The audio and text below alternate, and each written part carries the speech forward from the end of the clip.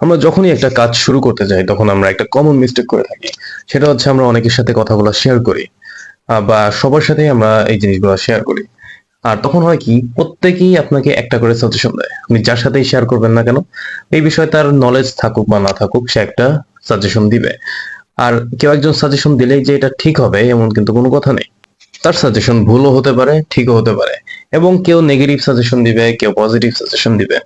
আর যেহেতু আমাদের brain negative জিনিসে বেশি অ্যাট্রাক্ট হয়, এই নেগেটিভ সাজেশন গুলা সারাদিন আপনার মাথার ভিতর ঘুরবে। আর দিন শেষে আপনি ডিমোটিভেটেড হয়ে যাবেন। একটা জিনিস মাথায় রাখবেন, আপনার লাইফ আপনার ডিসিশন।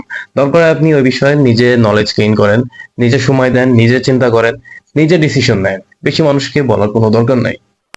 আর আপনি একটা বিজনেস শুরু করবেন, আপনি একটা কোর্স শুরু করবেন, আপনি জিম জয়েন করবেন, আপনি অন্য এই দেশে যাবেন, এখানে যাবেন, ওইখানে যাবেন, এটা বলার কোনো প্রয়োজন নাই। আর আপনার সম্পর্কে মানুষ যতই কম জানবে, আপনি যতটুকু মিস্টারি হয়ে থাকতে পারবেন আপনার জন্য ততই ভালো। আর আপনার যত এনিমিস আছে তারা আপনাকে কম টার্গেট করবে। ইভেনচুয়ালি আপনি শেষ পর্যন্ত সেফ থাকবেন। So, your life, your decision. Allah হাফেজ।